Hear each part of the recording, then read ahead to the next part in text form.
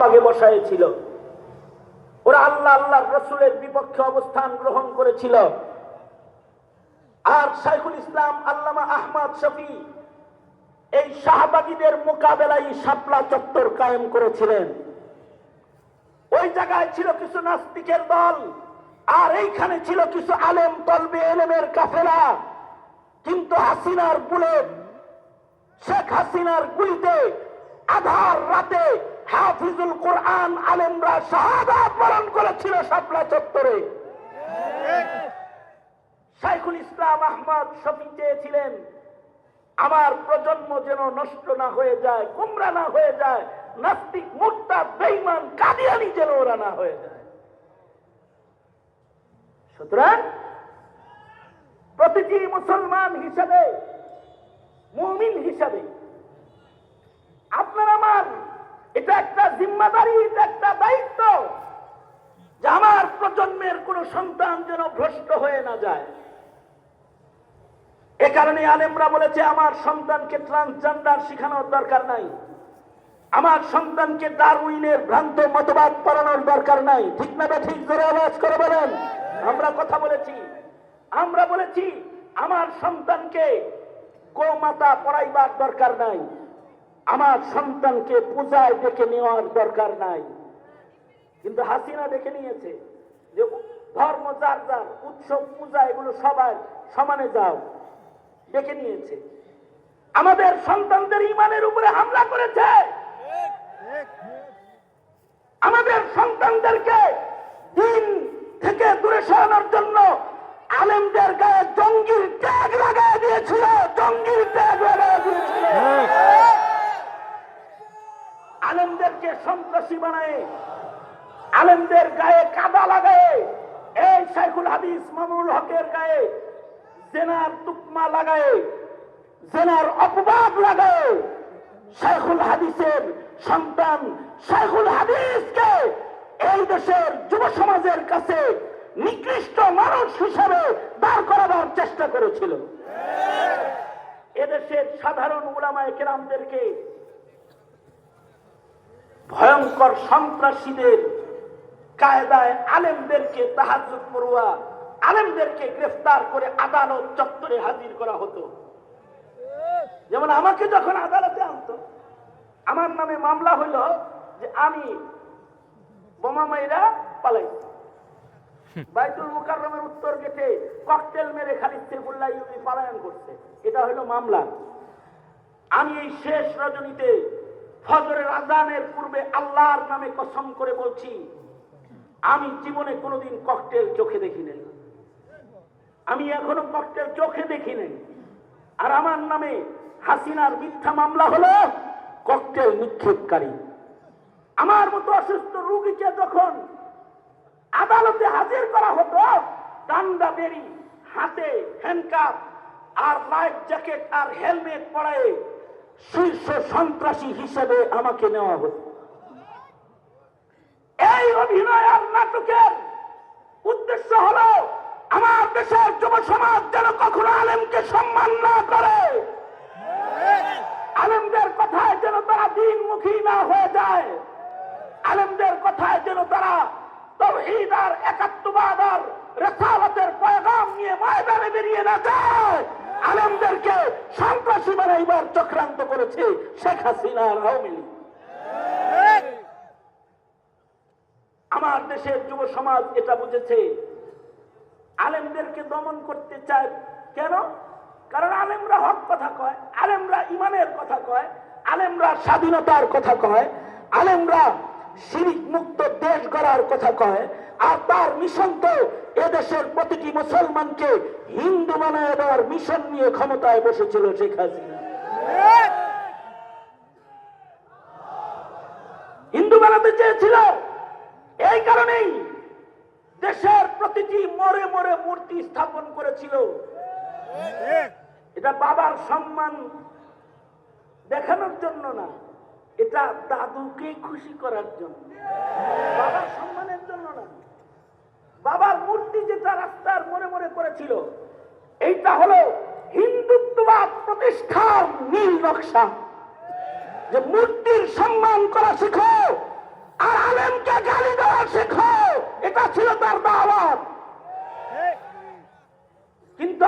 দেশের তৌহিদি জনতা এটা বুঝেছে 5 জুলাইয়ের বিপ্লব, 5 আগস্টে যে স্বাধীনতা অর্জিত হলো, এই স্বাধীনতার পরে আলহামদুলিল্লাহ আল্লাহ পাকের মেহেরবানি এই দেশের একটা মূর্তি কোন মৌলবীর হাতে ভাঙ্গা হয় নাই।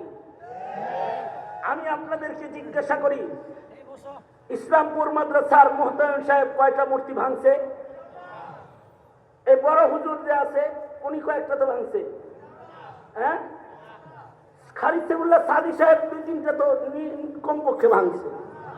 আর আল্লামা মুহিবুল্লাহ বাবুনগরী তো একটা ভাঙছেই, একটা কমাস কম ভাঙছে। একদিকে স্বাধীনতার পতাকা উঠেছে, আর পরের দিন আমার দেশের কালিমাওয়ালা যুব সমাজ মূর্তিগুলোকে সব বাড়ির সাথে ধুলার সাথে মিশে দিয়েছে। এদেশের কোন আলেমকে মূর্তির সামনে দাঁড়াতে হয় না। তবে যুবকদের এই প্রেরণা, তাদের এই ইমানি চেতনা, এই চেতনা মামুনুল হকেরাই, জুনায়েদ আল হাবিবেরাই, এদেশের আলেম যারা জেলখানায় আবদ্ধ ছিল তারাই জাগ্রত করেছে, তারাই জাগ্রত করেছে। অর্জিত হলো স্বাধীনতা, মূর্তি ভাঙলো, নতুন সরকার আমার তৌহিদ প্রিয় ছাত্র জনতার রক্তের উপরে তারা ক্ষমতায় বসলো। এক ভূত তাড়াইলাম, আর এক ভূত এসে ক্ষমতায় চাপলো। সেও আমার সন্তান নষ্ট করার চক্রান্ত করে প্রতিবেদন জারি করলো গানের শিক্ষক নিয়োগ দেওয়ার। আপনারা টের না করলেও এই দেশের আলেমরা এটার প্রতিবাদ করলো। ডক্টর ইউনূস তার প্রতিবেদন বাতিল করতে বাধ্য হলো। খোদার কসম করে বলি, এদেশের আলেমরা যদি প্রতিবাদ নাই করত, আর যদি এই প্রতিবেদনের ভিত্তিতে স্কুল কলেজে যদি গানের শিক্ষক নিয়োগ দেওয়াই হতো, তাহলে তোমার সন্তানকে পূজায় পাঠে পূজা করা শিখানো লাগতো না, ঘরটাকে পূজার আসরে পরিণত করত। এই সব চক্রান্তগুলো হলো আমার সন্তানের ঈমান নষ্ট করার চক্রান্ত। পক্ষান্তরে দেশের কওমি মাদ্রাসাগুলো মুসলমান হেফাজতে আওলাদ মুসলিমিন, মাদ্রাসা হলো মুসলমানদের সন্তান রক্ষণাবেক্ষণ কেন্দ্র।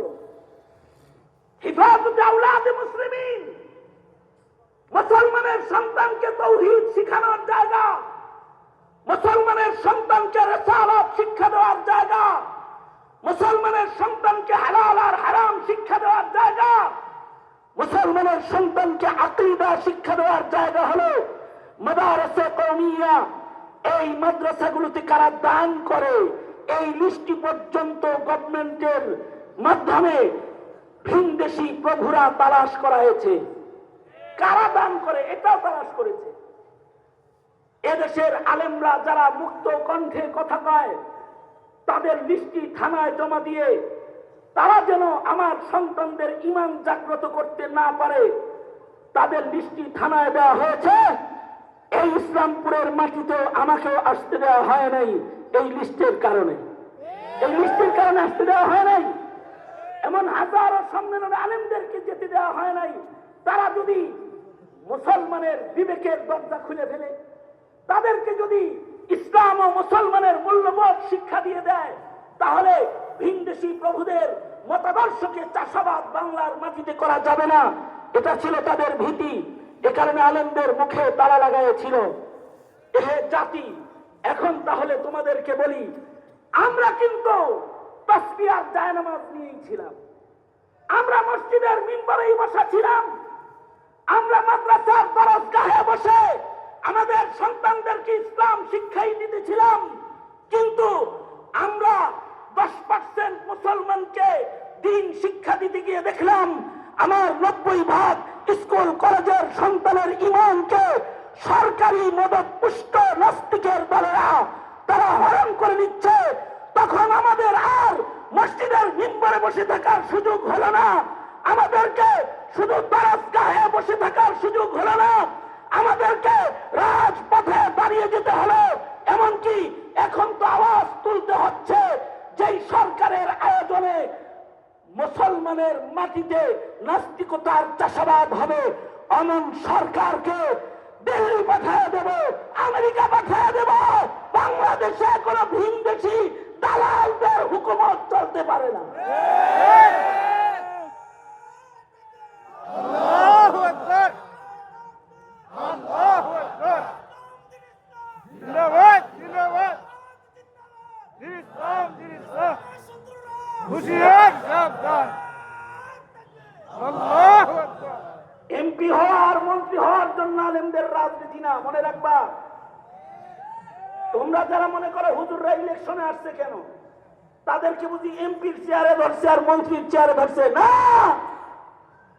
তারা তোমার প্রজন্মকে বাঁচাতে চায়, তারা এদেশের ভবিষ্যৎ বাঁচাতে চায়।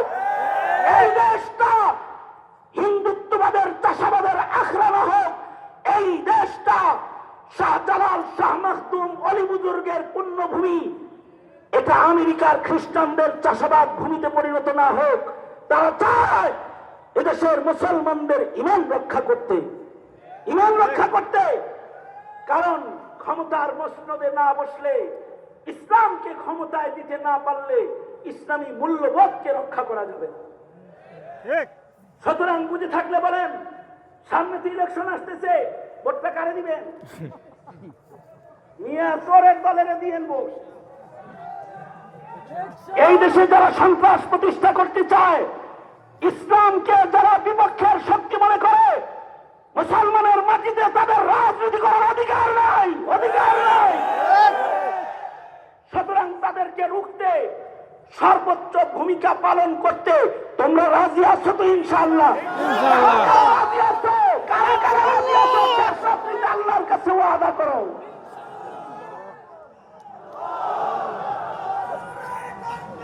আল্লাহু আকবার, ঘরে ঘরে চলো, আল্লাহু আকবার। সুতরাং আগামী বিপ্লব হবে দেশের স্বাধীনতা রক্ষা করার বিপ্লব। আগামীর সংগ্রাম হবে, আগামীর ইলেকশন হবে, আগামীর মুসলমানদের প্রতিটি শ্বাস প্রশ্বাস, কদম কদম যে জিনিসটা মাথায় রাখতে হবে সেটা হলো এই দ্বিতীয় বৃহত্তর মুসলমানদের এই ঘাঁটিকে কোন অবস্থাতেই কাফের বেঈমানদের চাষাবাদের লাঙল বসাইবার কোন স্পেস দেওয়া হবে না। এই কারণেই তারাই ভোট পাবে যারা কাদিয়ানীকে কাফের ঘোষণা করার এজেন্ডা নিয়ে মাঠে আসবে, যারা তাদের নির্বাচনী ইশতেহারে আনবে নাস্তিক মুক্তাদের মৃত্যুদণ্ডের আইন পাশ করবে। না, বাউলদের বিপক্ষে কথা বলতে ভয় পাও, আবার ভোট চাও না? ভোট চাও, বাউলদের বিচার করবা, এই কথা বলো, এই কথা বলো। ভোট বাক্স বসাইতে পারবা না বাংলাদেশে। এটা কেন? এটা কোনো ক্ষমতার মজা চাখার জন্য না, এটা হলো প্রজন্মের সন্তানদের ঈমান রক্ষা করার জন্য। শুধুই মাত্র দোয়ার মাধ্যমে হবে না, চেষ্টাও লাগবে।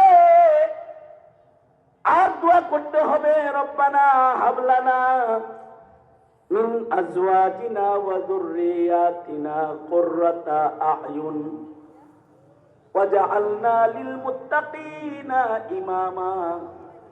ওগো আল্লাহ, তুমি আমার খানদানের মধ্যে, আমার রক্তের মধ্যে এমন একটা মানুষ দাও যারে দেখলে আমার চোখ শীতল হয়ে যাবে, যে হবে মুত্তাকিদের সর্দার। আল্লাহর কাছে বলা, ওগো আল্লাহ, তুমি আমার নসলের মধ্যে কোনো নাস্তিক দিও না। ওগো আল্লাহ, তুমি আমার নসলের মধ্যে দিন চিনে না এমন কোন মূর্খ দিও না, তাওহীদ বুঝে না, রিসালাত বুঝে না এমন কোন কুসন্তান রব্বুল আলামিন তুমি আমার খানদানের ভেতরে দিবা না। আমার খানদানটা নেককারদের নসল দিয়ে তুমি ভরে দাও। আমার মামলা হইল 11টা মাত্র।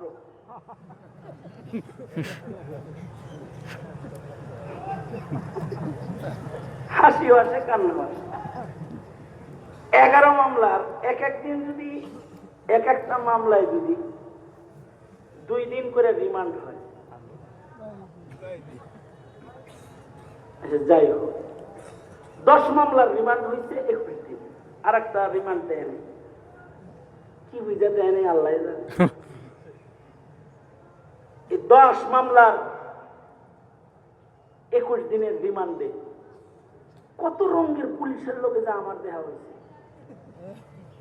এর ভেতরে কিছু নেককার পুলিশ পেয়েছি যারা রিমান্ডে এসে দরজাটা বন্ধ করে দিয়া হাত না পাও জড়ায় বসছে, হুজুর ফতোয়া দিবেন না, হাসিনার অত্যাচারে আপনাদের সামনে আসছি, আমরা জানি আপনারা কোনো অপরাধী না।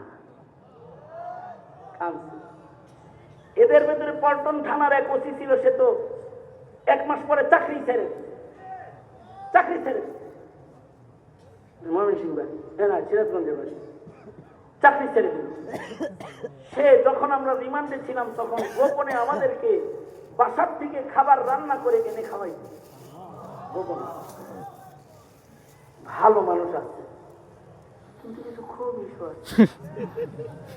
এর ভিতরে একটা আশ্চর্য খবিশের লোকে আমার দেখা হয়েছে, এটারও পল্টু 2টা। এটা আমার রিমান্ডে এসে আমার বয়ান বাজায় আর কয়, হুজুর এত জোরে চিল্লেন কেন, কার কাছ থেকে দেখা পাইছিলেন? আমি কই মগা কি বলেছিলেন, মগা ভাই কি বলেছিলেন, খতমে নবুয়ত বলেছিলেন, এটা দিছি না? কয় জি।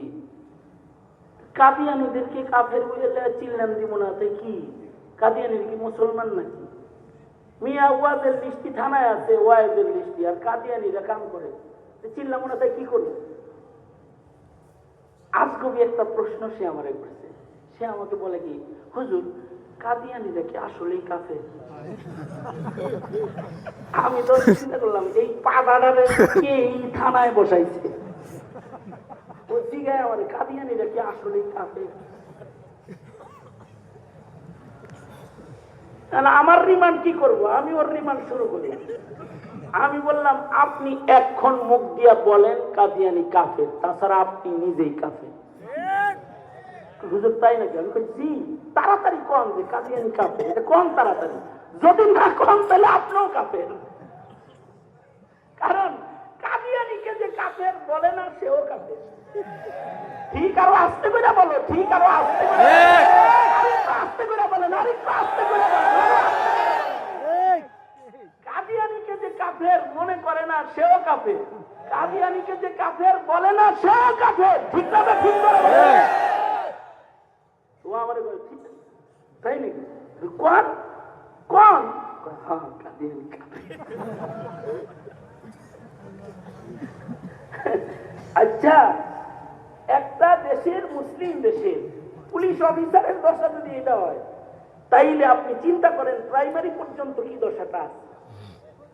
আপনি যদি এই ফুল সেটআপটাকে ঠিক করতে চান, তাইলে তন্ত্র মন্ত্রের দিন শেষ করে খেলাফতের বাংলাদেশ কায়েম করতেই হবে।